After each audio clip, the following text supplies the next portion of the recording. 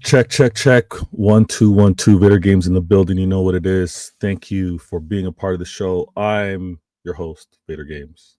This is Vader Games TV. This is an episode of Why Always Me. You're here, obviously. First things first. My peoples come first. My people, those that are here, those that are no longer here, always thought of and remembered. And I can't help but also acknowledge the passing of a huge Manchester City fan, a huge boxer that meant an incredible, meant a great deal for the boxing world, obviously over there in the UK, boxing world in general.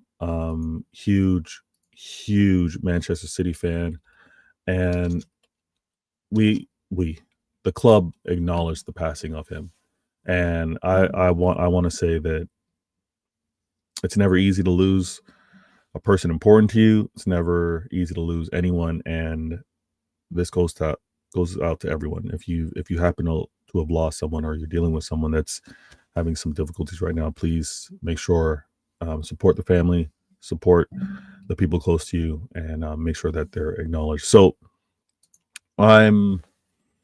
let's get this show popping though. Let's get this show popping. I sent out the link to see if anyone within the Manchester City circle, anyone within the CIA are going to be popping in. They're more than welcome to. This, if it's the first time you're on this show, just recognize that I've got the topics here on the screen. You know what? I need to sit up. What am I doing? I've got the topics here on the screen. Actually, I need to adjust my seating because I realize I shouldn't disrespect Bruno. You know, I shouldn't be disrespecting Bruno like that. You guys don't need me center. But let me move over to the side here. I've got all the topics. I've got the timer to keep me on point. So I only roughly spend about 5 minutes per topic, and I flow through it. Now, this is an odd time, and thank you, each and every one of you, for being a part of the show, hitting the like button, being a part of the comments, because before I even kick off the show, before I even get into things, I'm going to acknowledge the person that was like, listen, Vader, I mess with you. I'm subscribed. I got the notification button. I see when you're about to go live, and I'm in the comments right from the jump. So first, let me shout out the person today. The person today to be first in the comments. We got new. Correct me if I'm wrong. I think unless you change your profile, but thank you. Let me not butcher this. Kilimanera. Kalimanera. Correct me. Put it phonetically so I don't kill that. But thank you so much. She goes, big up Vader class. 100%. Thank you so very much. Yeah, it can't be missed. Tough loss. LFC in the building. Big Vader. Hope all is well. All is well. Listen, I know this is an odd time. I may not get the usual interactions with regards to the shows, and I do need to find. Oh, damn it. Yeah, let me see if that goes. Let me see if that goes to voicemail, or if a text goes sent through. But I'm trying to find the right spot to do things, right? I'm trying to find the right spot to do things. It's in the middle of the workday. I thought that maybe if I do things early enough, I can get the content out with regards to the channel, have the conversation, and then kind of move on. Kilimanera. Oh, or no. Calimera. Kalimera.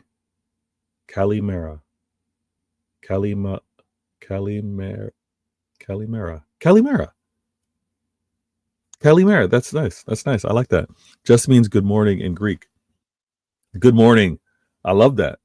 Thank you for being a part of the show. Thank you for helping me and getting that phonetically right. And again, this is going to sound odd, but listen, and I know this is my name on YouTube, but Vader Games actually gets butchered. Vator, Vader's clear, but Vator has kind of often been said, and it is what it is. I just want to show respect. Listen, LFC, I was struggling. I didn't want to butcher it. I want to keep it nice and clean. But listen, let's get this show popping. Like I said, Why Always Me is a show where I want to have my list of topics. I want to deal with everything.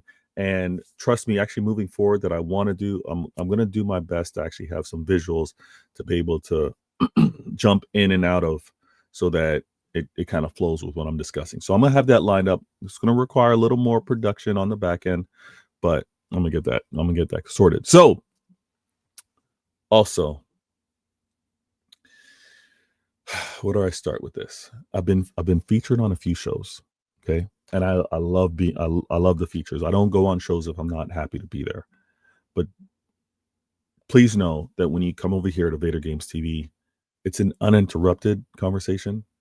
Often, maybe it's I get it. Sometimes I do have a certain way of saying things. I have a certain smirk on my face.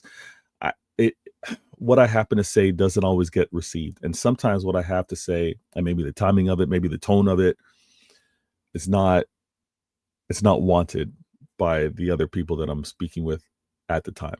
So if you want the uninterrupted, unfiltered version of Vader Games, please continue to subscribe. Come over to this channel and enjoy these shows. This is Why Always Me today. And it's Why Always Me, episode 121. And I have to address the Manchester Derby. I have to also speak on the answers, because a lot was answered in the Manchester Derby. And there were a lot of questions going in. And a lot of the questions going in is what I'm going to address as I give you these answers. But let's get this popping. Let me make sure I got my timer on point so everyone can follow along if they happen to join late, and see how this show flows. So we're going to do this. And we're going to get the clock started. Vader game. All right, clock started. Here we go. Listen, Manchester Derby was important for a lot of reasons. You guys know, whether you're Manchester City fans or your rivals, you know it was an important game because of the performance, or actually I should say the performance and lack of results that City have had. 2 losses on the bounce, right? A loss to Spurs, and we got outplayed. Completely outplayed, right? New manager over at Spurs with Thomas Frank, new acquisitions in terms of players. No longer Harry Kane and Son to create damage for us, but they outplayed us. They outplayed us right from kickoff.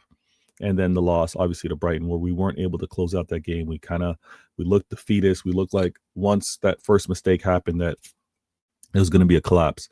So I was really, really interested to see how we were going to play. And we played really good. Now, is it a true measurement of how good we are? I'll answer that. But the Derby was huge. My manager, Pep, get me right. I call him my manager. There's some City fans that aren't quite saying my manager, but I'm not one of them. My manager changed up a lot when it came down to the 11, changed up a lot when it came down to even the style of play. And we're gonna discuss that. We're gonna get into that. And I see your comments. I'm gonna continue to keep you guys part of the show. Actually, I got to stop the show. Stop the show because unfortunately, timing wise, things haven't lined up. But right now, please hit that like button, each and every one of you. Right now, things haven't lined up, and I don't know if it's a case of the World Athletic Championships that are happening. I'm a huge track and field fan, so I don't know if it's kind of like that energy that's happening with regards to track and field. But for a minute, I haven't been able to collide with my gal. I haven't been able to meet up with regards to the show and some of the conversation with regards to Manchester City, but I have to stop the show. My gal in the building. Rose is in the building. She goes, "Hey, Vader, I'm optimistic for Manchester City. This is our winning season, and we will not be denied." Listen, I love that positivity. Hopefully, maybe that's a little bit of the energy. Listen, shout out to Jamaica with the 100-meter final. Crazy, 1 and 2. But I'm gonna get there with you, Rose. I'm gonna get there with you with that optimism. I'm gonna get there. I haven't given up on the team at all. Not with regards to this season. Zane in the building. He goes, "Big up, Vader." I mean, I'm not. Wait, hold on. Big up, Vader. Big up, Vader. Man, I might not be active because I started university, but happy to be here. Listen, don't. Understood. And I hope the same understanding is on your end. I should be more consistent because, again, you guys have subscribed for a reason and you want to be able to actually at least have this content on a regular basis for us to, at the very least, conversate, right? But I totally understand. Life, school, work, things of that nature get in the mix. I totally get it. I got to take this. Damn it.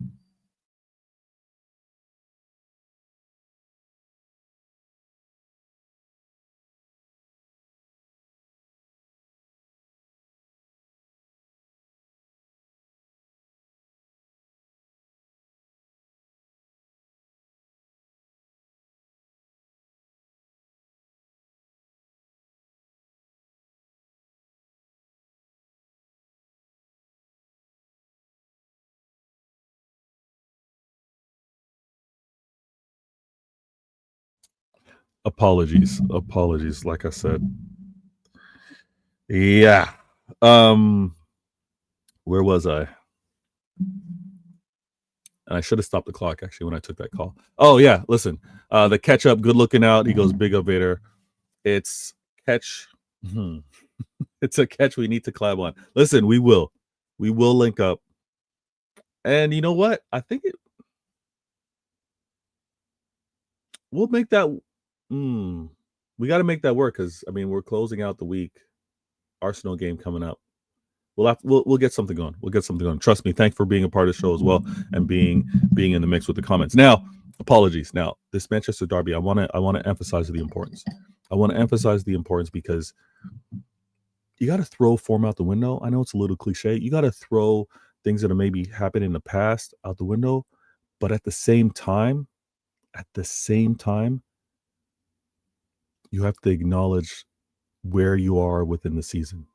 You have to acknowledge some of the narratives, some of the things that are being discussed. And City, all across the board, everyone have been talking City down.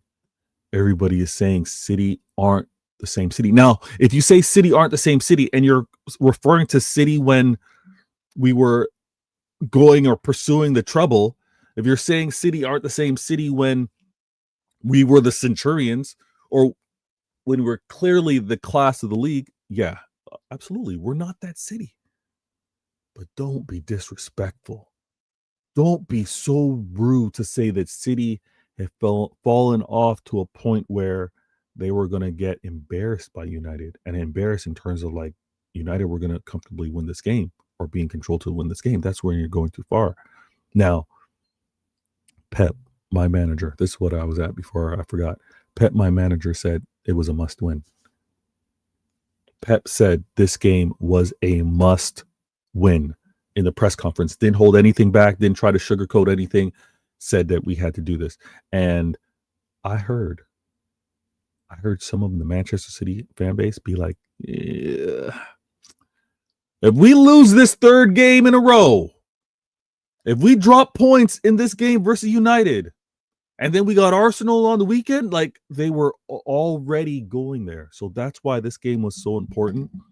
And I'm going to discuss how I think the approach or the right approach was taken and how I think it's actually a pattern moving forward. Let me keep this flowing, move this along. I'm going to find a way to actually automate this, to tell you the truth.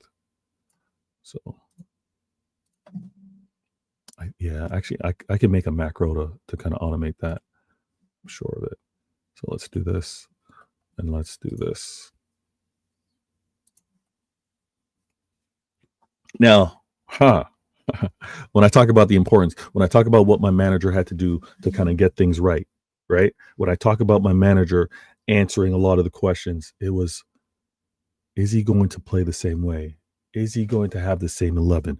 Is he going to not get the best out of the players, playing them out of position? Now, the fact that we had Haaland with 2 goals, and it should have been more, it says a lot because how we acquired those 2 goals was very different for how we've been playing in the past. But how we've been playing in the past also did not mean that Pep did not have the ability to make these changes. He didn't stumble upon these. He didn't, like, out of desperation make these changes. For Pep, he has his plan based off of the opponent in front. Sometimes he makes mistakes. Of course, he's not perfect. None of us are. And sometimes, quote unquote, he's overthought things. But He has a plan in place because of information and what he's gathered. Now, Haaland on fire. Haaland actually owes us gold. Not only does Haaland owe us goals, right? He should have had a hat trick, maybe 4. Reinders owes us goals. Reinders easily, no question, owes us 2 goals, right? But when we want to talk about the performances that we saw from these players, we can't ignore and acknowledge what we saw from Jeremy Doku. We can't also ignore the performance that we saw from Phil Foden. Like, Pep had these players ready to go. And we know from past derbies that Foden's going to be on point. Foden doesn't play. When it comes down to the derby, Foden doesn't play.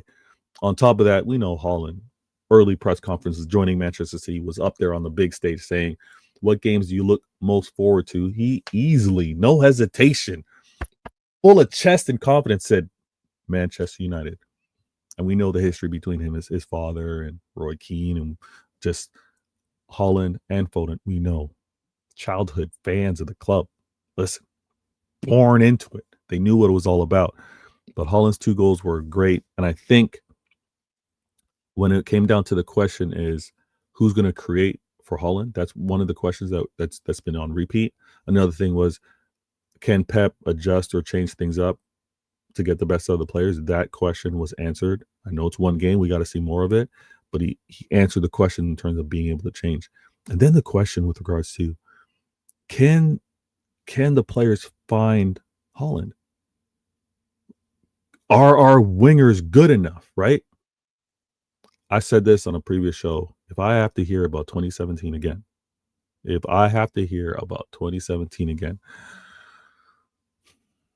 it's long. It's long. That's all I'm going to say. It's long. But Doku, wing play, if a rival wants to come on and then ask the question, where are his goals? It's clear agenda. It's what rivals have to do. And I get it. You have to put the pressure on. If they're going to ask, where are Doku's goals? Where are Savinho's goals? And all things of that nature. I get it and all that. But first and foremost, our wingers need to create an attacking advantage, which we know Doku does. If he's drawing a double team or drawing extra attention, that's great. Frees up the big man or frees up a midfielder. And then on top of that, at minimum, create opportunities for the big man, create assists. And Doku did that. Doku was chefing up people out there. And we know he's going to do that on the regular, but he's also going to have to be set up to be able to do that. And I think he's hindered if the competition doesn't keep pace with him. If he's got to go 1v2, it's a problem, right? Because you're going to expect him to beat 2 players. If he loses possession, then they're running downhill on us. If Haaland can kind of be in that partnership where Doku gets past that 1v1, great. If he gets past that 1v1 and then things collapse, he's got to be able to find that opportunity. 100% Doku needs to. But I think Pep had the right amount of legs in that midfield. Reinders, Foden, Rodri, excellent. We also had Nico O'Reilly keeping up with the pace as well on that left-hand side. Absolutely fantastic. Now, when we come down to balance, and I'm so glad that I didn't hear Manchester City fans talk about being too loyal, playing the unks, but Bernardo Silva, if it wasn't clear to you, Bernardo Silva was out there also to get things right for Haaland. Like, don't get me wrong, Haaland's improving. He's getting better. He's not the complete player yet. He's not at the peak of his powers. He doesn't fully understand, and he's not like, I know he doesn't know exactly what he is because he hasn't grown into that yet. Pressing is one thing that he does lack. He's gotten a lot better with it. But Bernardo Silva out on that wing was to help the big man with the pressing, was to have those legs, that energy, that closeout. So Bernardo out there, and again, what did quote unquote Bernardo Silva Unk do? Right? He assisted Haaland. So I think Pep answered a lot of critics. I think we kind of calmed the fan base down, which I'll talk about later in the show. But this game, its performance, couldn't ask for anything more. Can't ask for anything more within a derby. Let me make sure I keep up with these comments. LFC goes, people run up the likes, hit the subscribe button. Listen, please do that. I don't even, as much as I have, because I do have one screen open with the rest of work. As much as I have the screens available, I don't have the panel open to see what's happening over on YouTube. Please hit that like button, subscribe. I see you in the comments, so thank you all very much. And I know this is a unique time of day for me to actually do the show, so much appreciated. I see you certified in the building. Good looking up, big up, much appreciated. We're gonna get into this next. We're gonna get into this next one. Trust me. Let me get this. Let me do this. How can I? Let me put this on screen. I'm trying to work on some things. That I'll do. And then if I do that. Allow me to reintroduce myself. My name is Vader Games. All right. Now, when I said Pep said it was a must win, I wasn't joking. And if you notice his press conference beforehand, Pep's been all about the heat, all about the smoke, all about it. And he wasn't shying away from anything. Now, Ruben Amorim, I know he's under the hot seat. I know United fans are ready for him to go. I know he's got the worst win percentage since, I guess, any United manager, or ever since World War II, something crazy like that. I get you United fans wanting him out, but we can't ignore that this freaking manager beat Pep. I know it was a different team, but beat Pep in the Champions League over at Sporting, came over with that momentum, confidence, and then we didn't win versus United last year. We were winless. We were winless to that 15th finishing United team last year. And we also lost in the FA Cup the year prior. It hasn't been pretty. So Pep did not shy away from anything when he said it was a must win. Now, Amorim, yes, dead man walking. United uncomfortably find a way to make these games tough. And it's a derby, so I completely get it. But when I say that Pep was on smoke, Pep was ready. Even when asked about players and their status and availability, he made mention of Phil Foden. He said, Foden, we need him, obviously, to get back to his ways. We need him to get back to him enjoying football. And that's clear to say his levels dropped. He also, Pep, no hesitation, kept the focus on Haaland with regards to when asked about Arnie, right? Arnie wanted to talk about Isak, who hasn't played for Liverpool yet, but Isak being the best striker. Pep, my manager. Yeah, I said it, my manager. Said, Isak's good, but Haaland is slightly higher, better. Haaland is better. He's a different level. And there's no question about that. There's no question that Haaland is at a different level. Now, can both players be effective? Are both players excellent strikers? Yes, but they're in a different category. Haaland's track record speaks for itself. Now, I'm not saying rivals shouldn't try and create a debate, but there's no debate.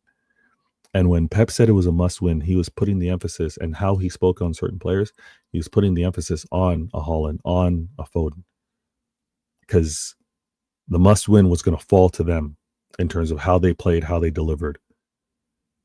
I think that the questions on my manager, and they want to reference when he was scratching his head and maybe wrongly made a joke about harming himself. Obviously, it's not what it didn't hear the way it was meant to be heard. But this is a manager that was obviously having a tough time last year, and we did as a team. When everybody wanted to say Pep's done, Pep's washed, right? And you know who they are. When they were saying Pep's washed, a lot of it, especially if it's coming from United fans, is an attempt to protect Sir Alex Ferguson. There's a threat to the Sir Alex Ferguson legacy, greatest manager to have managed in the Prem. Pep's compact years within the Prem, or if you want to go year to year, is clearly better than who they're protecting, right? And then they want to bring in the other context of what kind of club he came into and all that kind of stuff. They'll lose that argument. They'll lose that argument. But Pep's run is going to be questioned, and they wanted to diminish it. They want to talk about him being washed, and he heard all of that. He heard all of that, and he didn't want anything to magnify, to amplify. So took care of business versus United, and it's so fitting because the whole trying to protect Sir Alex Ferguson is by United fans, right? So to be able to slap up United 3-0, and it should have been a lot worse. This must win should have been a lot worse than a 3-0. I'm going to comfortably say it should have been 5 if I'm going to just include Reinder's shots. And then, you know what? Bump that up to 6, because how could we forget Holland when he was clear and kind of hit the post and the ball stayed out? Like, should have been 6. The fans should have been singing it should have been 6. But Pep said it was a must win. And I'm so glad we have that, because we're going into an emotional week. We're going into an emotional week where we play Napoli on Thursday. And then following Napoli, we play Arsenal. 2 important games, one in Champions League and obviously one in the Prem. Sam in the building. Sam goes 74% win rate for Pep in 600 games. What a GOAT. Listen, that's what I was talking early in the show. I'm going to do a better job of having some visuals that I want to have just to kind of bring up. I don't want to do it post-production. If I can do that live, I'm going to do that. But yeah, the win percentage rate is crazy. I believe it's something crazy like Pep has, is it only like 60 something losses?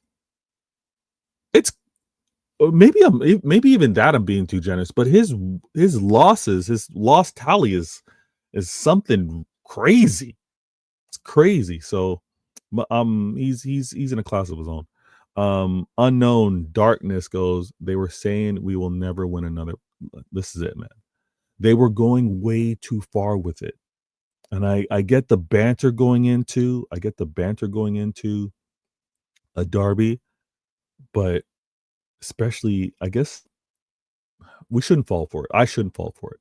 Things that are kind of said on TalkSport, things that are said over at the Overlap, maybe I shouldn't let that get to me, because again, these aren't professionals. These are content creators. These are obviously people looking to get on that algorithm trend, right? They're looking to get the right sound bite because they know what's going to get viral and what's going to be talked about. But they were going way too far with it.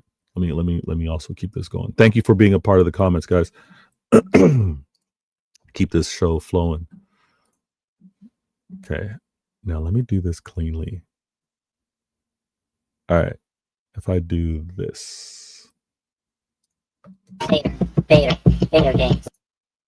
Yeah, that worked. Now,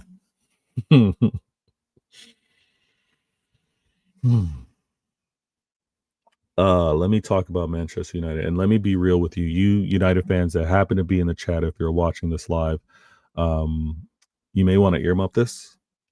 You may want to earmuff this one. Max, can you earmuff it for me? We are gonna get so. And let me know in the chat if you know what that reference was.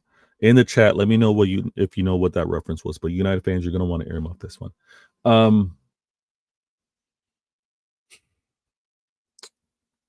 We all need to accept that United aren't what United used to be. We can't let anyone say, but we are united. Like, the fan base can't say that, or the United standard, or any of that. Standards aren't expected, right? Being united is not a right. Look at clubs that have fallen off from previous years or had their level of dominance, right? Everton is a clear one if you want to talk about that, right? Even in before the Prem, if you want to talk about how competition was, if you want to talk about the Leeds, you want to talk about the Blackburns, if you want to talk about Aston Villas, you want to talk about the clubs that were kind of there, there's no given that you remain at the top and that you remain relevant, right? I think it's so interesting that United released their financials today. There's going to be a large portion of their own fan base that'll kind of ignore all that stuff. But when I said a couple of shows ago, I think it was on 115, right? One question, 15 minutes. On 115, I made mention that Spurs under Daniel Levy, and shout out to Daniel Levy, he spent 25 years there, he's now moved on, but Spurs proved to English football, if you want to say prove to the world, that you don't need trophies to be a football club success from a business standpoint. You don't need to be successful. When I say successful, you don't need to be trophy winning successful to grow a club's business, to grow a club's revenue. The Spurs are a great example of that. Should be case studied. Shout out to everybody in the chat. I see you, Donna. Good looking out. But when you look at Spurs, and then now when we take this and we look at United, do they really need on the pitch success? They didn't have a successful season last year. Last year, everyone would say that's their worst Prem season ever. They finished 15th, right? No trophy. Yes, they made it to the Europa final, but they didn't win it. They lost it to Spurs, and they had record revenue. United had record revenue with their, let me say it slowly and loud again for everybody that might be just tuning in. United had record revenue after their worst Prem season. Glazers are laughing. The Glazers, shout out to the Glazers. Large up the Glazers. They are laughing. Not successful on the pitch. Still making record revenue. Brilliant. Absolute brilliant. There needs to be a documentary, not like a neutral one. I'm not saying go overboard, a neutral one to really dissect the Glazers and what they were able or what they're still achieving with the ownership of United. Now, when I say I want to start this topic, Manchester United need another change. The other change isn't ownership, guys. No, that's not changing. What? You guys are the golden goose. You guys are a cash cow. There's no change. There's not going to be any ownership change. That's not happening. I've said this for a long time. Your fan base is way too big. Your fan base are at a point where they could care less about the ownership, because you're going to have half that care. You're going to have half that don't care. You're going to have half that just want to see a Manchester City game. I said Manchester City. Oh, that's true, by the way. But you're going to have half that just want to see a Manchester United game, and you're going to have half that just want to have Manchester United memorabilia, a moment, an experience, because there's too many of those fans. And that's revenue for the Glazers. The ownership change isn't one of the changes that are going to happen. Ineos and them buying in and what they're doing on the football, that is what it is. The change that needs to happen and will continue to happen, and I'm all for it. Hey, listen, shout out to my man Flawless. SarcasmTV, go and subscribe. I'm with my man Flawless. Listen, Amarin out. Amarin out. Listen, I'm with you. Amarin out. Change another manager. That's what you do. Change another manager. Get it until it's right. If the next manager you change don't get it right within a year or two, fire that manager. Get the next one. I think that's the route you guys need to go on. And I don't think that that's the route, but I'm in support of you guys thinking that changing the manager is the route to go. Because on another show on CIA, I'll kind of break down what we will do as rivals, what we will definitely do as City fans with regards to keeping the demise, keeping the disaster of what Manchester United is. But listen, change another manager. That's what's needed. Amarin is clearly not that guy. Why prolong the inevitable? Why? It's clear he's not the guy. I brought this up on the Football Terrace. KJ was maybe speaking like he's clearly seen that Amarin's not the guy. A couple other United fans weren't happy with me bringing up that question and say, oh, we're just going to change another manager again. But I posted, if this manager has the worst, not one of, not close to, but if this manager has the worst win percentage, I don't know how you gain confidence in this manager moving forward. United need another change. It needs to be another manager change. All the best to you, United. All the best to you. In the building, Sam goes, let me get caught up here. Oh, yeah, when I asked the question, like the losses with regards to Pep, 446 games, all wins. And then we got to remember there's some draws. Listen, he is in another stratosphere. He's out of this world. Donna, good looking out. 69 defeats. That's it. Crazy.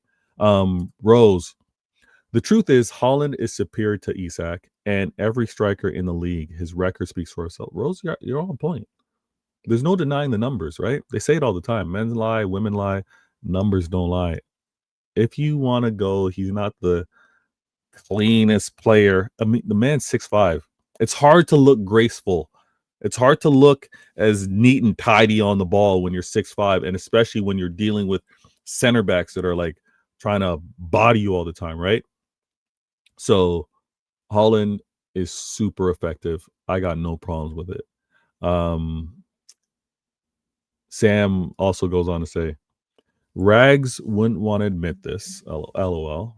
They need to adjust their expectations. Ooh, that is so true. That is so true. They can't, though. They can't. And if I'm provoked, listen, Sam, if I'm provoked, the reason why,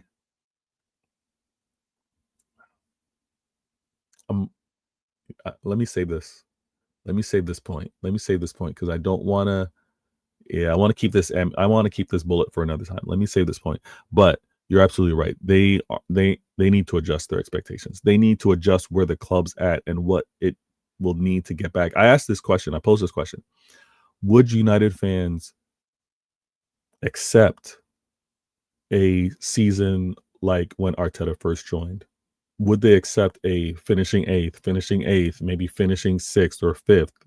Like, would they allow that for 3 seasons? All answered no. All answered no, they would not. So they have to reset, because if you're going to take those many steps back to then go forward, I think that's the right approach. But they don't want that. They want it all. They want to rebuild while still progressing, and they want it done within 2 years, and long let it continue. Donna, what are you saying? Listen, Paul in the building. Man United may not win another Premier League in the next 20 years. They may not. What are they going on right now? What is it? 15 years? 14, 15 years since? Yeah, 2013 was the last one. So before you know it, Paul, before you know it's going to be 20. Before you know it, because I think it was like, if they listen, here's a crazy thing, and I see you guys in the comments. Thank you all so much. Hit the like button. If Liverpool go on and win their 21st, whether it's this season or future seasons, so they then exceed United, and while pursuing that, United don't get back to winning ways, the fact that you would have Liverpool 21 titles and United 20 years plus since winning, is there an equilibrium in the world of football, English football? Is there a scale that cannot have, right? Like the scale's now to a point where it cannot have United and Liverpool both being great clubs in the same time. Like, is it where it's got to favor is got to favor one versus the other, because it's been a very long time. Or even if you want to go back to when Sir Alex Ferguson and United were doing what they're doing in the Prem, United weren't any. I mean, Liverpool weren't anywhere close. So is it a case where, as long as Liverpool are dominating, there won't be any challenge from United? Is it like that? It's because it has been a very long time. Go back. Prem early 90s, United weren't. I mean, United were doing their thing. Liverpool weren't in the mix. And now that Liverpool are doing their thing, United aren't in the mix. So, I don't know. Listen, Donna, I can't convince Staffy of anything, even with regards to footballing opinions. I don't know if I can convince him to allow you back. I don't know. You may have to, unfortunately, create another account, have a burner account, so you can at least share some comments. I don't know. I don't know what you did. I don't know what you did to him, but, and you pleading that you're innocent, I'm sorry. I don't know what to do. Mateo in the building, just watching the training video for tomorrow's game live, and Calvin Phillips is in training. I love that. Listen, Mateo, I love that Calvin Phillips is in training, because that speaks to the club not turning its back on any players, right? That speaks to you've been given a shot, it didn't work out. You've been given another shot, go out on loan to try and find your game. Even with regards to that, with whatever improvements physically, mentally, you're still welcome back. Let's see if you can contribute to the team. And when that is no longer possible, then it is farewell. And I also want to give credit to Calvin Phillips. He doesn't have too much of that ego to be like, I'm not returning to a place where I had my challenges to try and prove myself. It was good to see him in training. Whether he makes a cameo, whether he plays an important role, we'll have to wait and see. But I think that's good to see. I agree. Thanks for sharing that. Paul, how many players at United make Liverpool, City, or Arsenal starting 11?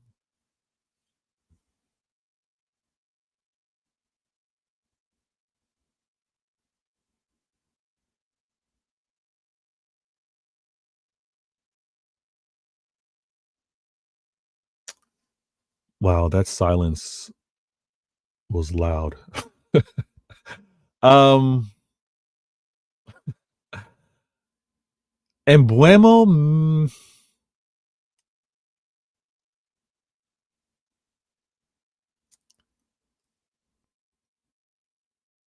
Cunha.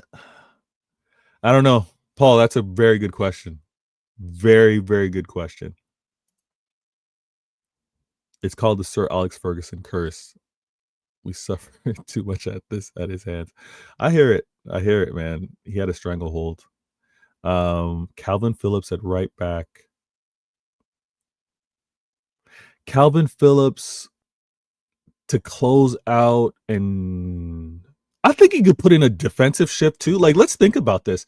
If we were a goal up, maybe 2 goals up, and we wanted to make sure we didn't give the defense, we didn't want to allow the defense to have any slip ups. We want to close out and make sure we finish the game strong. That might be his role, right back. I'm not too mad at that. Yeah, I'm not mad at that.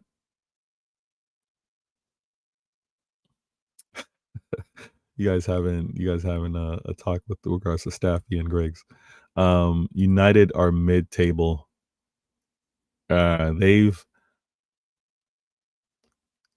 Here's something. Here's a CIA combo. I think it's very difficult to have players playing to their full ability in a poor environment if they get the bag too early, if they get the bag before they've proven anything. And unfortunately, the model at United is you're getting a certain wages just for being a United player. I don't think that really bodes well when you haven't accomplished anything at that club yet. And that type of mix hasn't been a good one when they've been dealing with player power and dealing with managers not getting the best out of players and things of that nature. These players know that they're getting the bag. Look at Luke Shaw, man. He's not concerned about anything. Have a couple games here, look good, get a call up to international duty. Like, these guys are way too comfortable.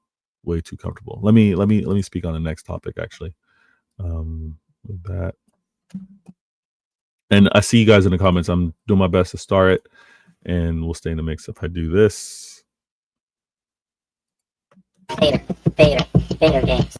Now, debuts. All right. I love debuts. Debuts are so important. As of late, you're going to hear a lot of rivals that want to kind of like downplay debuts. They want to downplay arrivals to clubs and expectations. Donnarumma was under that pressure. When we want to talk about questions, a lot of questions going in were, is Donnarumma a Pep player?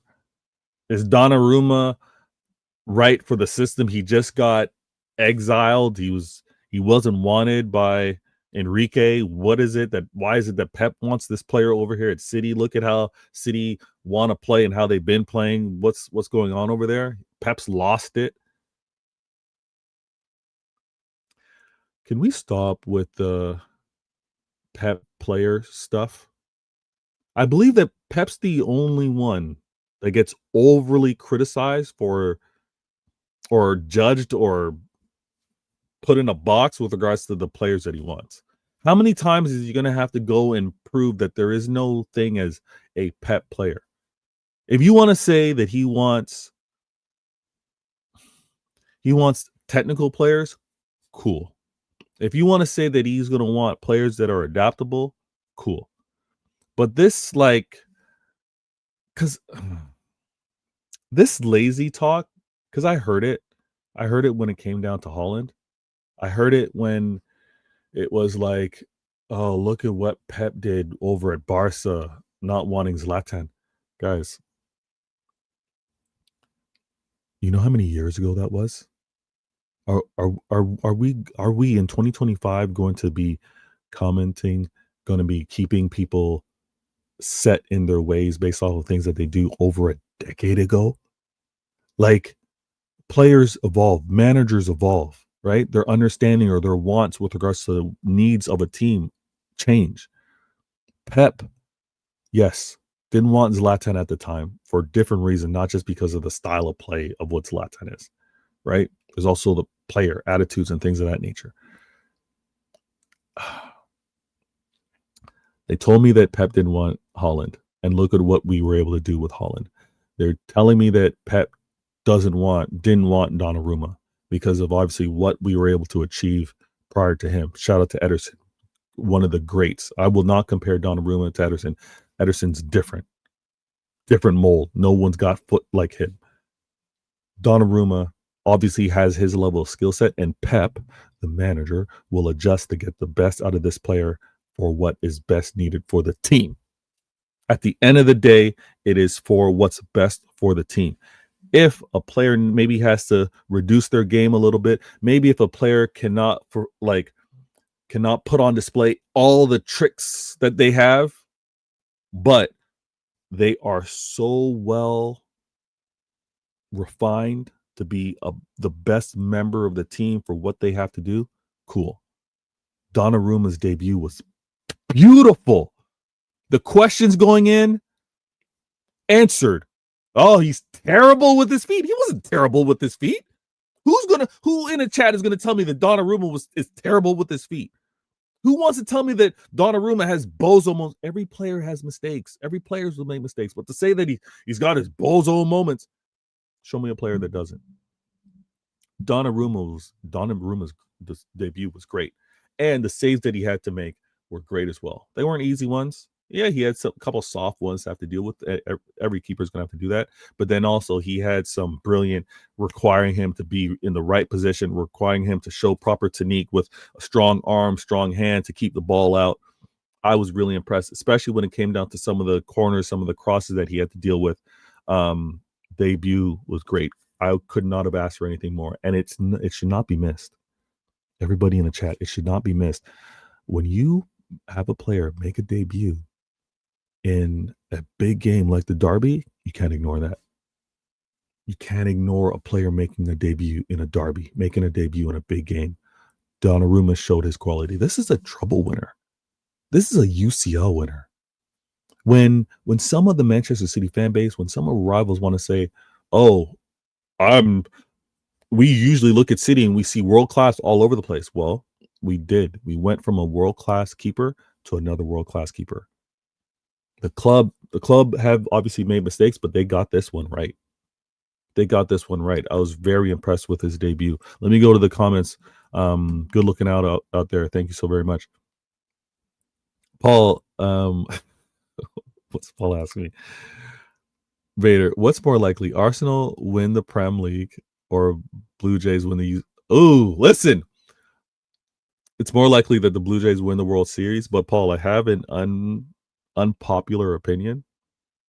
And it's funny how I'm seeing others kind of take it in a different way. They're not fully committed is what I'm saying. But on American Waffle, shout out to StaffyTV, we were asked to do early predictions. And this is before the transfer window was closed and things of that nature. But I was looking at things and I actually put down, listen, it's a predictions and you got to take your chances. But I predicted Arsenal to win the UCL. Now, whether they do is another thing, but they're good enough to be able to. I think Arsenal have a better chance of that. I do want Arsenal to kind of stay within arm's reach to put pressure, keep pressure on Liverpool, especially if City aren't able to get in there.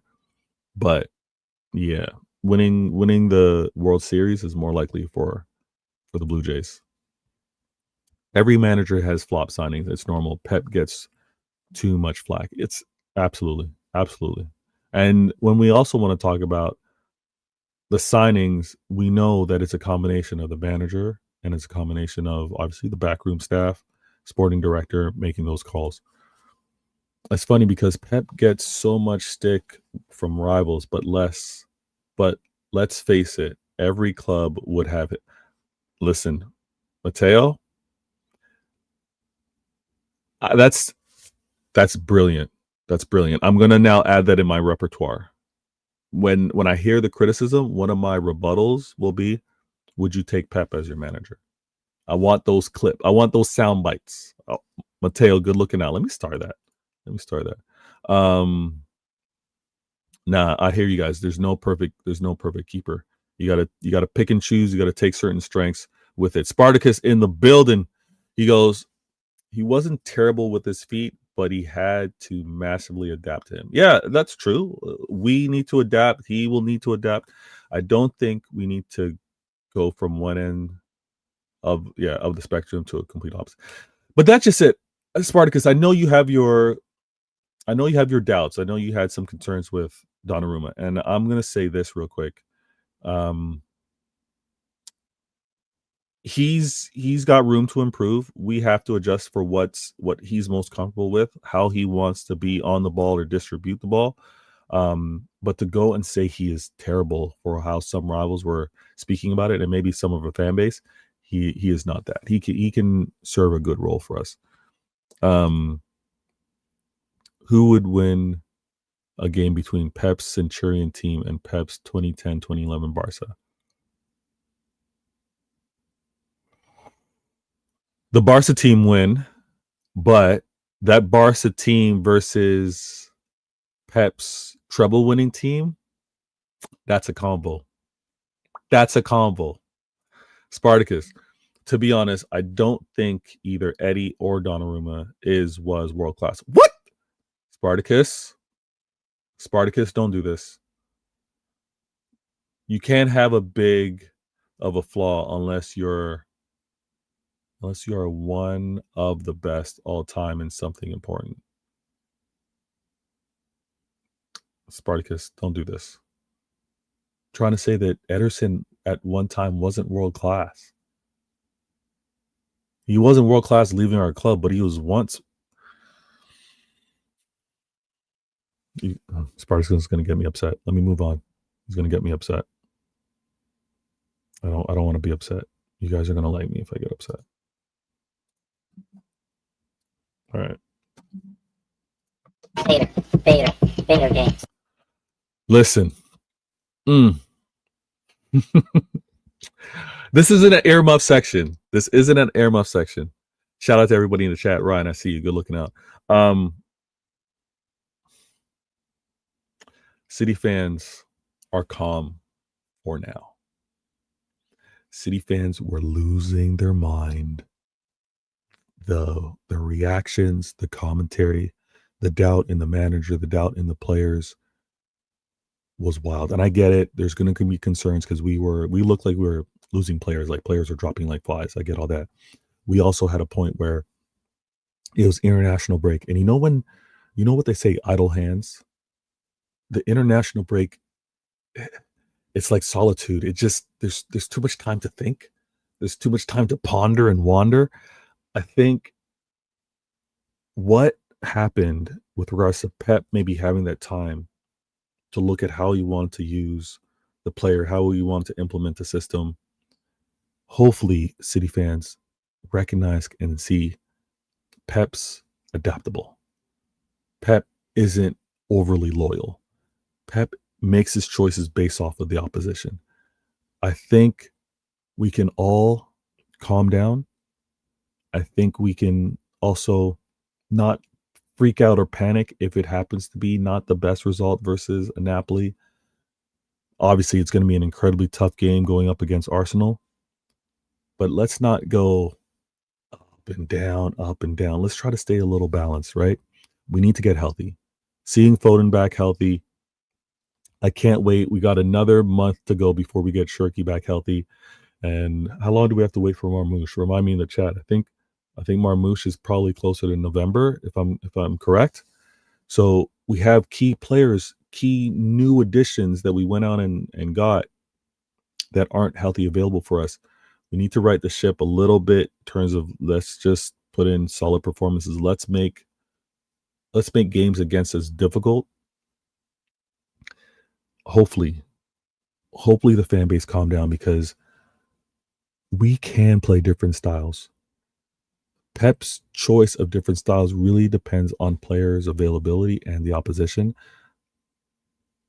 United having the ball, we can afford for United to have the ball because they aren't threatening like that. Okay, so if everybody wants to big up and talk about, oh, we played more on the counter, we surrendered possession to United. Yeah, but this is a United that, correct me if I'm wrong, are in a goal deficit for 2 years in a row. Their attack has never been the thing to most worry about. Their attack in terms of like build up, having possession to try and score has never been a quality of theirs. Them on the counter, 100%. The manager showed that I'm not going to give them those countering opportunities. If you're going to try and score, you're going to try and score with some build up, proper possession. But on the counter, no. I don't think. Listen, City fans in particular, I don't think we can do you can have possession game with teams of quality, especially scoring wise, in an Arsenal. Not this Arsenal. Past Arsenals, yes. This one, not. Especially if we're going to be surrendering set pieces. I think that's a concern. Napoli, I'll be honest with you, I haven't done my homework like that. Shout out to if Strasbourg Steve was in the mix, or if I had my boy Edison in the building, AC Milan fan, I could rely on him for what he knows of Napoli, or even talking with Judge Mo. But we have to pick and choose when we're going to be you can, rather than us dominating that possession, you know what, it'll be more of a 50-50, right? There's certain clubs we can afford to do that with. United were one of them. Let's not think that this is going to be a style that we can do on the regular. Now, I will say that we should be a lot more demanding, City fans, when we don't press as often as we can. I think in those threatening positions, and I think we should also look to be a lot more transitional. And then I've been saying that we just need to be balanced. We need to take advantage of when we do win possession, or if we do have transitional play, to be able to attack. Because Holland, like I said earlier in the show, Holland is a cheat code. defenders don't want to have to keep pace with him and also defend him, right? Like that's something that we can maybe definitely work on. And when you have the likes of a Doku or a Savino, an Oscar Bob, a Foden that can like look up and distribute that ball, even a Reinders, we need to take full advantage. Spartacus reminds me that United are -3. So yeah, -3 goal differential. We can be like, yeah, take the ball. They haven't shown any signs of being that quality to create goals like that, right? Open play goals. They're not like that, or open play, non-transition, non-counter. So yeah, Pep had the right plan. Paul wanted to ask me, will City fans boo company when Bayern Munich? Hell no. What? We're not gonna boo him. Are you crazy? I mean, nah, no chance. No chance of booing company. He's got a statue. Now, Paul, I know it's different for when a former defender of yours returns to Liverpool. I know that's going to be different. Ryan wants to ask, only a handful of defenders can deal with Haaland. Yeah.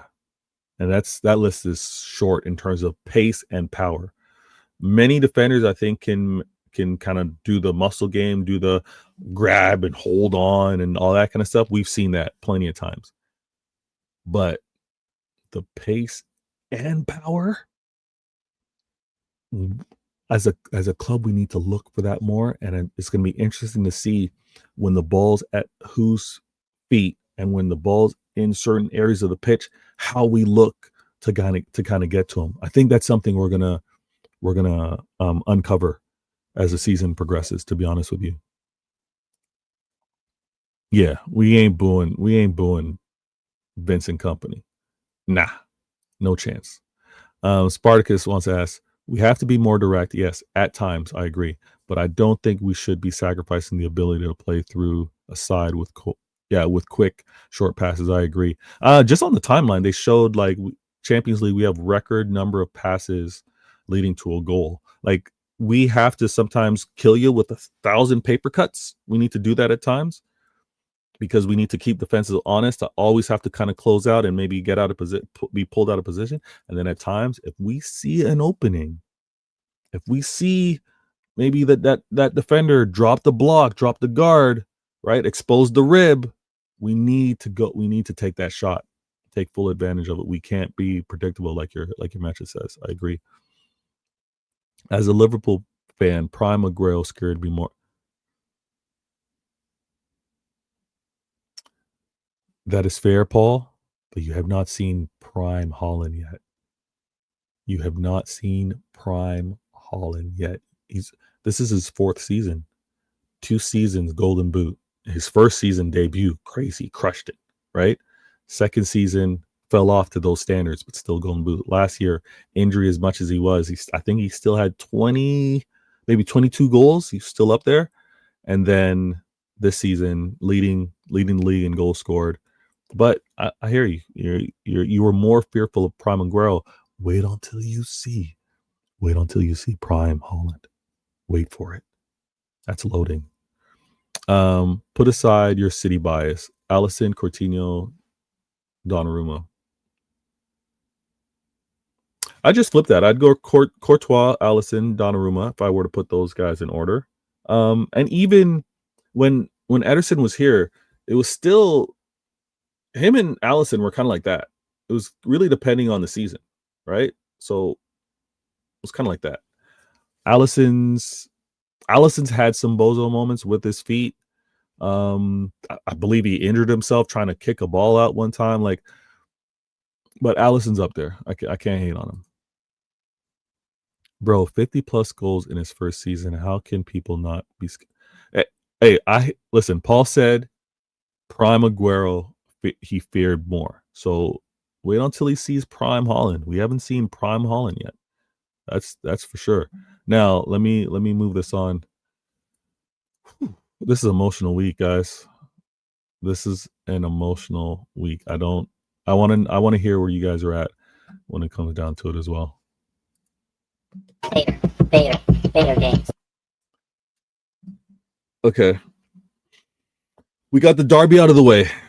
And if anything, I was on an emotional high and sense of relief after that game. I didn't go crazy. I kind of said this on the football terrace. Like, I wasn't getting gassed. I wasn't like, City are back. Oh, don't doubt us. We are on. I wasn't doing any of that. It's United. It's United. It's not the United that the fan base are still expecting them to be, right? They've fallen off. So I was keeping it really calm. But it's an emotional week because we're gonna have the Derby and we gotta play King Kevin.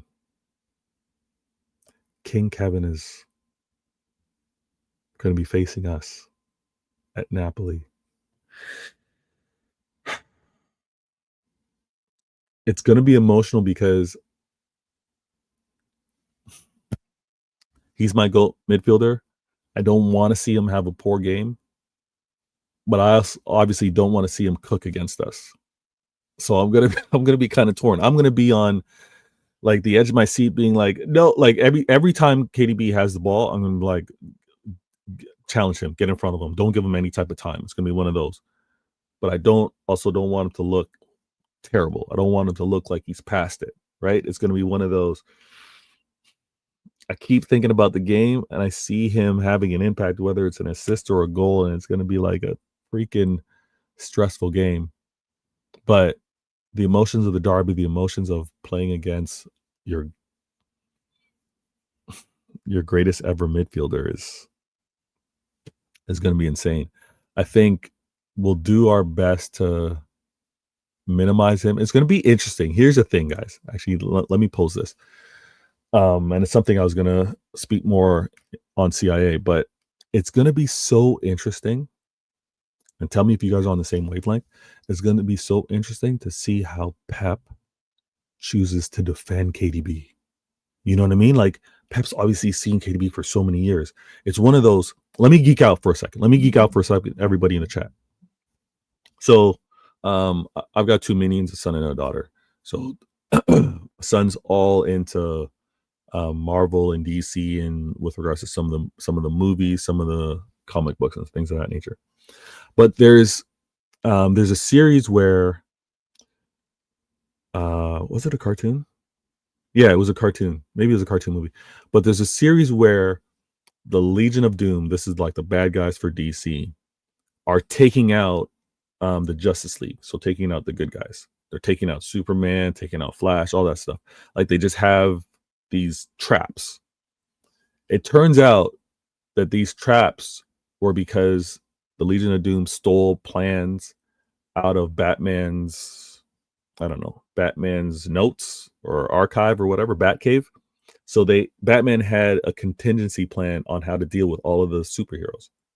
It's going to be interesting to see how Pep probably already had that contingency plan, probably already knows what the kryptonite or what he thinks is the best way to deal with KDB. That's what's going to be so fascinating for me in this game, and where the emotions are going to be, because I'm going to be like, you know, how do we, City, knowing KDB the best, how do we neutralize him?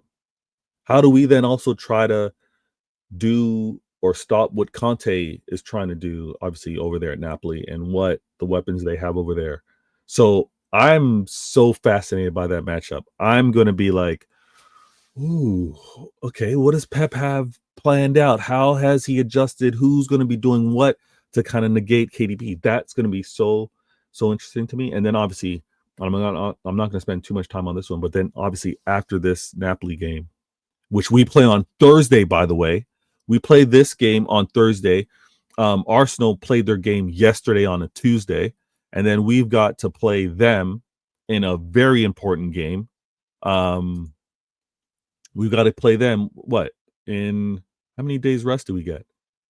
So we're playing Thursday, so we get Friday, Saturday, and then we play them on Sunday. They get 2 additional days. Like, this is not ideal.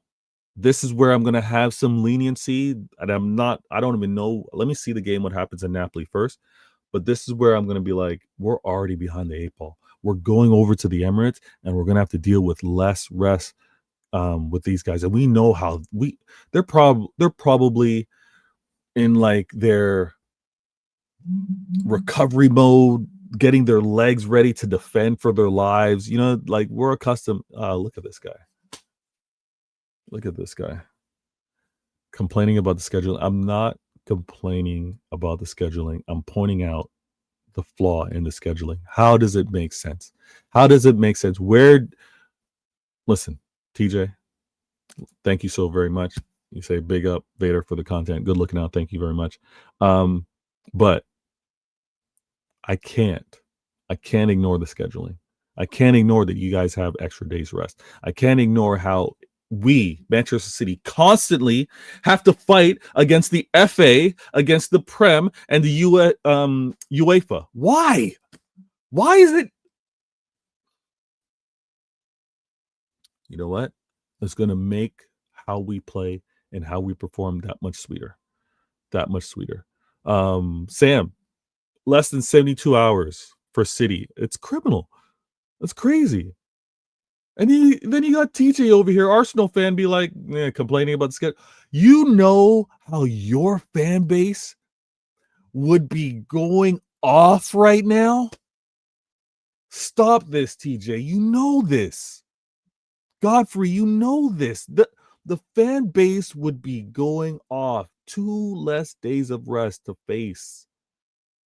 Right? To face 2 clubs that are supposed to be in this title race. It's crazy to me. Abdallah in the building. Listen, what up? Good looking out. Sunday is a must. Abdallah. Before Sunday is a must, this Thursday is a must. This Thursday is a must. Listen, hear me out. I want us to get this home record going again. I want us to get this this winning streak happening at Manchester City at the Etihad. I want to get that back going. Sunday, important game, 100%. But I need this Thursday. I need this momentum. I need it going. Please, you should understand that. You should know what I'm talking about.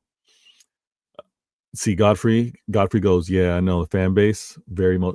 Not only that, but they would have right to be. 2 days is criminal. One day I get it. One day I'd be calm. TJ, that fraud. One day I'd be calm. 2 days I'm like, come on, what's happening here? I'm seeing some favoritism here. I'm seeing a disadvantage clearly being put on one club versus the other. We play good when we play every 3 days. When healthy, Abdallah. When healthy, we play good every 3 days. When we have the bodies, when we have the players available. I agree with you, but that's not the case. Paul in the building. KDB should still be at City. He is still better than... Paul, what are you doing?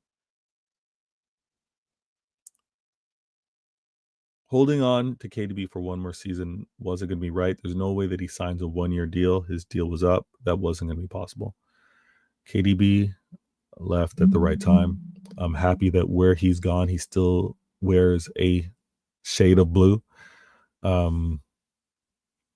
But yeah, Arsenal have the easiest Champions League fixtures list. They should top the league phase table. That's a great point. They do have it. I need, and I did this after week 1 of the Champions League, but I want to see where the expected favorites are. Like who are the projected expected to win? What are those stats saying? Last year, speaking about American Waffle and TJ and those guys, last year when I made mention that Spurs were favorites for Europa, they laughed at me. They said I was gaslighting. I don't do the I told you so. I don't do the I told you so. They laughed at me last year. Arteta will win the award for best dressed manager. You don't need to do that, Paul. You don't need to do that. Liverpool, Arsenal are top 2. Makes sense. I wonder how close that percentage is, but I'll look that up for sure. ZX in the building. or ZX? ZX. Canadian, you say Z. Can say Z. Will you come back to the football hut?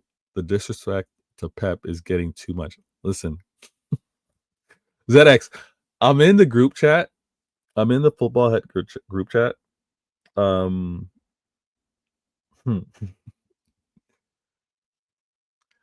HH does not want to see me. When Chelsea are better threats for the Prem, I think he'll grant me access back to the show. But right now, his show, tremendous, great. If you haven't, everybody in the chat, Football Hut, have hopes, Football Hut. Go over there, subscribe. His content's great. Always entertaining. The thing is, when Chelsea are challenging again, I think there'll be more of a rotation for me able to get back in. But he's got such a great panel, and everybody's got their flow. I enjoy tuning in and hearing what they have to say. But I have to say, I'm not the same Vader I was when I was on the show. And the chat aren't ready for me. The chat aren't ready for me. I'm going to leave it at that. Paul in the building. As a City fan, which team you hate the most? Team I hate the most is United. Hands down. I hate United the absolute most. Only because of title challenges, I got beef with Liverpool. And I got beef with Liverpool because of how disrespectfully they speak on City. And then it's Arsenal. I got hatred for Spurs too, but that's because of us stupid losses to them, Champions League and league-wise. But let me keep it top two. United, title problems, Liverpool, and Arsenal. Let me leave it there. The Red Cartel. Tell HH to add me to the Football Hut group chat. I'm not I'm not the broker here, Abdallah. I'm not the broker here. I'm sure HH has his systems, whether what he's doing in Discords and DMs and all that kind of stuff. He's Abdallah. I can't. That's for HH to handle. But he knows what he's doing. Don't discount Hoyland. Hoyland has been good. Listen, I don't want to picture Hoyland, McTominay, KDB having good games in this. I can't. Okay, in the building, he goes, hi, Bader. What about the corruption by, oh my gosh. Listen, I need to do, you know what? I'm going to improve. Thank you. Okay. I'm going to improve my topics right here. I'm going to always leave the bottom. Actually, I'm going to have to take this call. Let me,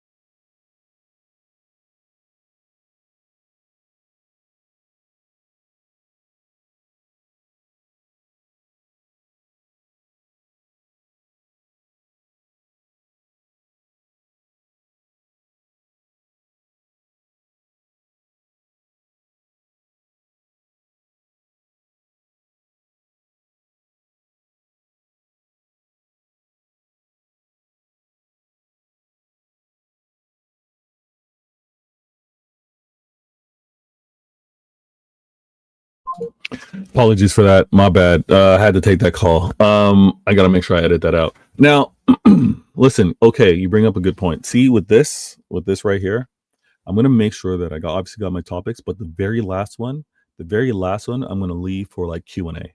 I'm gonna leave for just a little bit of open-ended, not necessarily along the topic line. I enjoy this conversation, but I am gonna make sure that I keep this show to about an hour 30, which is surprising because I didn't even think it was gonna be that long. But good looking out. The interaction with you guys is absolutely amazing. The Madrid corruption.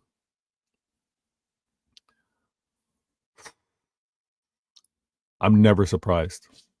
Okay, I'm never ever surprised when it comes down to everybody talking about their 13 UCLs, right? Great number out of context. In context, to know the things that have obviously taken place along the way for them to win those, I don't care about it. That penalty after review made no damn sense. And it's one of those where it's like, if they were consistent with it, if they were consistent that it's like, if everything is ball to hand is a penalty in the box, okay, but they're not consistent with it. And the player clearly was defending, made a tackle. Even if the ball didn't hit his hand, that ball was going to be in his control. It's Real Madrid. That's all I have to say. It's Real Madrid. I thought that ref made a clear mistake. Clear mistake. And so what we do moving forward is, we know it's Real Madrid. They get those calls. I'm not surprised by them. I'm not surprised by them anymore. You should start your own chat. What do you mean my own chat? Oh, are you talking to Abdallah? Maybe you're talking to Abdallah. Thoughts on Foden's performance against United? Hey, the Foden is done, right? Foden is past it. It was a fluke. It was an anomaly. It was a rarity. It was a purple patch. Come on, guys. I know why you guys had to do too much. Oh, I got to take this.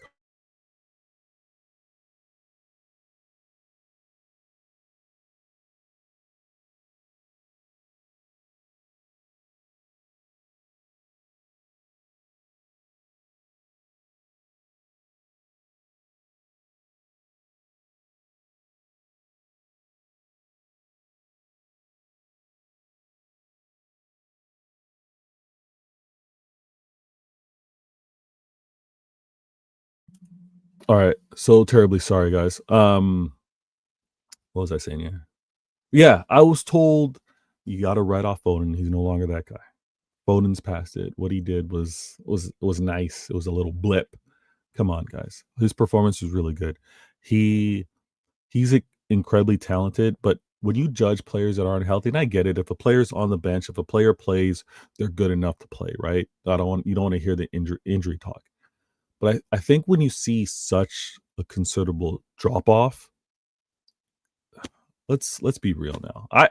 I would never. First of all, there's lots that need to happen for certain other players at other clubs to kind of reach that level, be player of the year, right?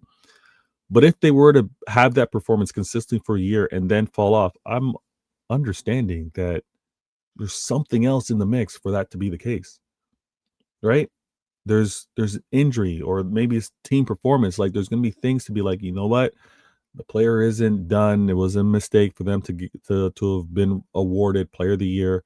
He just had an off year. I was very impressed with his performance. His goals, him playing in the midfield, him getting into those pockets. We need legs. We need legs in the midfield. If we can get consistent availability from Reinders and Rodri, Nico Gonzalez still needs to improve for me. But if we can get that, I think we're good. I think we're good. What I'm going to find incredibly interesting, and this is why Pep is paid the big bucks, well deserving, is how he gets Shirky and Foden on the pitch together. That's gonna be what I'm excited to see, because both skill set wise, it's gonna be so pretty. Cooking, that's gonna happen over there. But how does he make it all work is gonna be my question. Paul, as a United hater, same here. Do you want to see Amarin fired? As a hater, no. Do I understand why Amarin should be fired? Yes, that win percentage is crazy.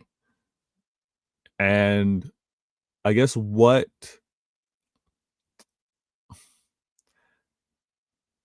any manager, let me say this. I you know what, this conversation is great, but I keep taking some points that I want to have over at CIA, so I'm gonna keep it a little balanced here. Any manager that goes to Manchester United this year after Amarin's firing is an idiot. Any manager that follows Amarin this season, right? So let's say Amarin gets sacked in November. Any manager that comes in to close out the 2025-2026 season is an idiot. You're setting yourself up for failure. I don't care what any United fan says or what any United board says. Do not put yourself in that situation. That is not a winning environment. That is not a winning context. You will not be given the time. We already know even if you were to join at the start of the season to kick off, it's United. There is limited time. Don't do yourself a disservice and go mid-season. United, I don't know where they're going to end up. I don't know what their season is going to be, but any manager that joins mid-season, you hear it here, and I'm going to speak about this on CIA, is an idiot. Has poor advice. Plain and simple. ZX goes, some city turned on him, didn't deserve the criticism. Yeah, a lot of City fans turned on Foden. He did not deserve it. I'm happy to see him bounce back, and that's why I said earlier in the show the City fan base were calm for a little bit, not only with the club performance, but with Foden. Listen, much appreciated. Thank you so very much for tuning in. Listen, I see all of you in the comments. I'm much appreciative. Listen, okay, if Glasner or Areola join United this season, fools. I go from rating them as managers, very intelligent, to calling them idiots right there on the spot. I don't care about this opportunity only comes one in a lifetime. Clearly it doesn't. All right. Clearly an opportunity to manage at United is not a once in a lifetime, because look at all the managers that they've been firing.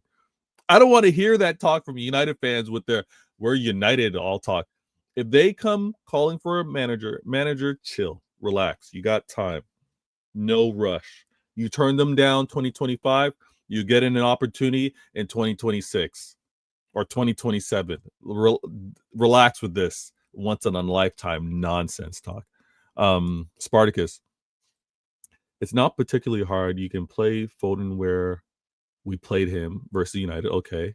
Left side 8 and Shirky as inverted winger. Yeah, but now is Shirky the best used as an inverted winger? Right? I know Shirky needs to work on his actually tracking up and down the pitch, recognizing threats, and obviously from a pressing standpoint, where do you get the best of his trickiness? I myself, Spartacus, shout out to EAFC, when it does come out, I'm going to figure out from a digital game version on where these players best fit, how I'm able to slap up Martin on the Mancunian way and others that maybe want to challenge me on EAFC. But I'm interested to see where Pep does it and where Pep also gets the balance. Because I'll say this, Spartacus, I don't want us having to get the best out of our attacking player if it requires us committing more defensively with our left back or right back. If we're going to be making our left back or right back play like wing backs, I don't want that. I don't want that, given how we know teams are going to want to counter us. I don't want to do that given how we might be a little slow at center back to kind of read things out. But that's a conversation for another day. Listen, I'm Vader Games. This is Vader Games TV. We went through another episode of Why Always Me, episode 121. I discussed all of these topics right here. And I'm going to adjust the format like I discussed earlier. I'm going to make sure that there's a little bit of a Q&A to close out the show, because I enjoy the interaction that is slightly off topic, and maybe we go into greater depth. But I hope you enjoyed the format. I hope you enjoyed the show. Please share this to others that happen to be City fans or happen to be rivals and want to get a different show, a different perspective. And know that on Vader Games TV, we're going to have CIA, where I'm going to have all the points necessary, not only to go up against your club, but the rivals. If you want to tune in and get some talking points to be able to leverage against your rivals, tune in to CIA, Intelligent Agendas, and also tune in to a show I got, 115. That's a little sporadic. It's one question, 15 minutes. I speak for the first 15 on exactly what I want to get off my chest. The rest of the show is interacting with all of you. So I hope you enjoy the show. I hope you enjoy the content, and please subscribe and share this out. I'm Vader Games. Enjoy this outro as I make my way out of here. Good looking out.